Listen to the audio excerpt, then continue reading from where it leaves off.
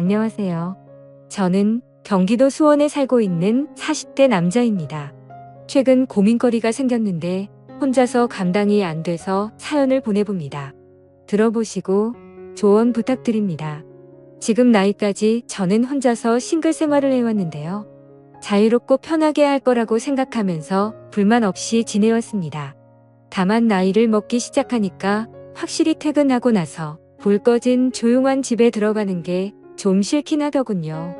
너무나도 고요하고 조용한 집이 싫어지기 시작했습니다. 이 집은 부모님이 물려주신 집인데 은퇴하시고 한적한 지방으로 가신 부모님이 가끔 수원에 올라오시면 지내실 곳이 필요하시다면서 집을 팔지 않고 저에게 주셨습니다. 제가 나이가 40대이지만 아직 결혼을 안 하고 있어서인지 부모님은 수원에 올라오실 때마다 결혼은 언제 하냐고 빨리 손자를 보고 싶다고 하시는데 결혼은 뭐 혼자 하나요? 제가 여태 이렇게 혼자인 이유가 있는데요. 그건 여자한테 받은 상처가 많아서 그런지 여자 만나는 게 쉽지가 않더라고요. 군대 다녀와서 대학교 3학년 때 사귄 여자친구가 다른 남자랑 팔짱을 끼고 숙박업소에서 나오는 걸 보고 난 이후로 여자에 대한 믿음 자체가 좀 없어졌습니다. 물론 그 뒤로도 연애를 하긴 했지만 깊은 사이까지 가기는 어렵더라고요.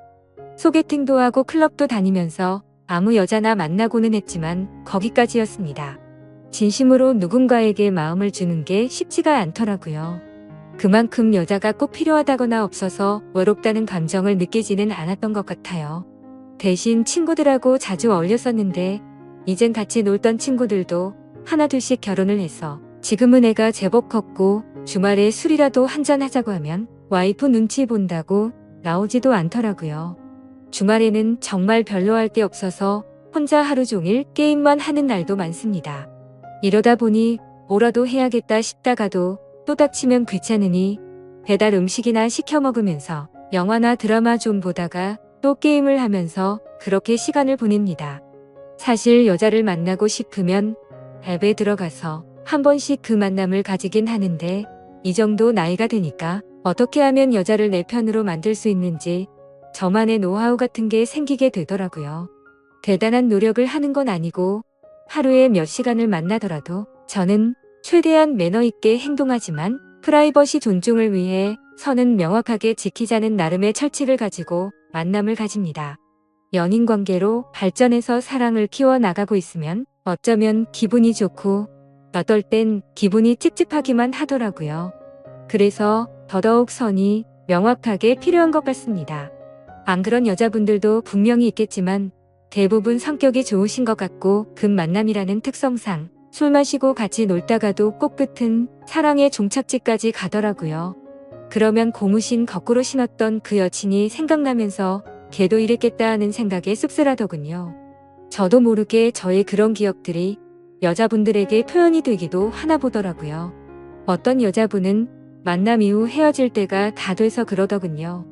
성격도 착하고 매너가 좋으신 것 같아서 어떨지 궁금했는데 생각보다 남자답다고 내심 마음에 들어하는 게 느껴지더라고요.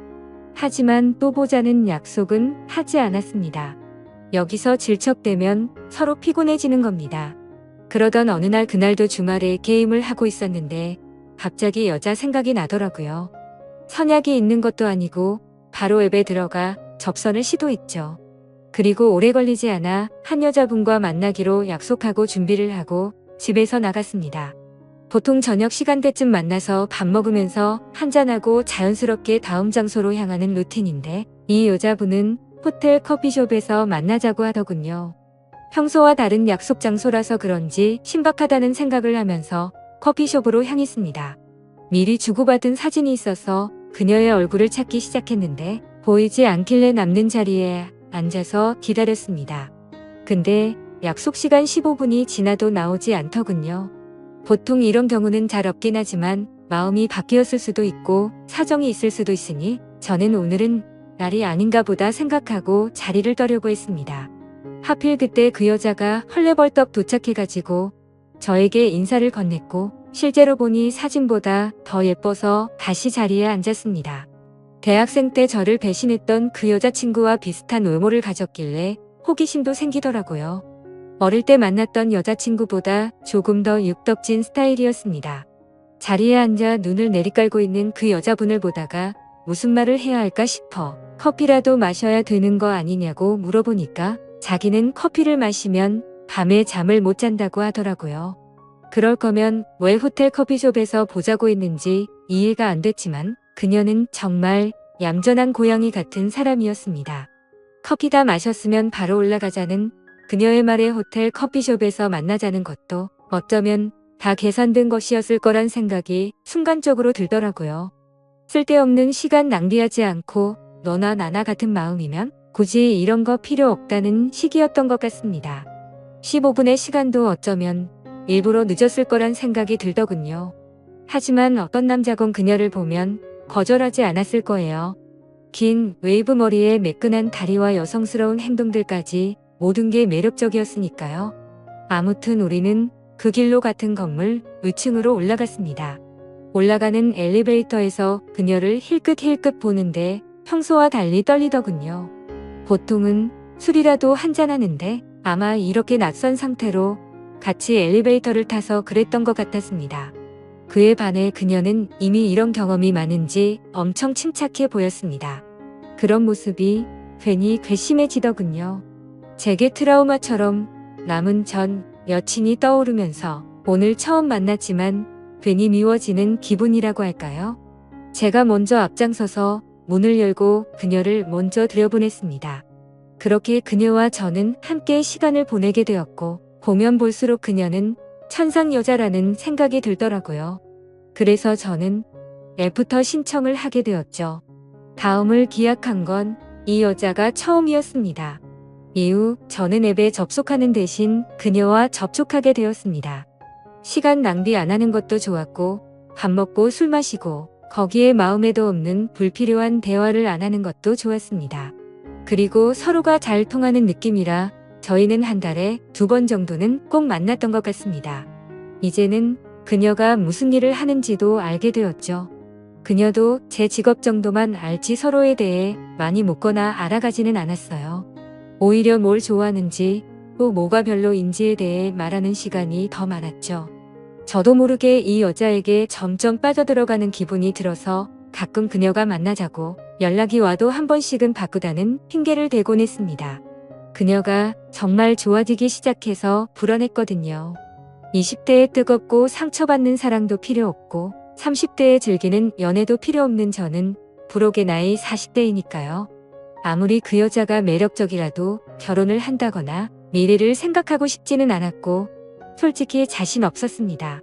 지금까지도 결혼하지 않고 살았는데 이제 와서 이렇게 만난 여자랑 깊은 사이가 되는 건 말이 안 된다고 생각했거든요. 기본적으로 신뢰의 문제가 걸려 있었습니다.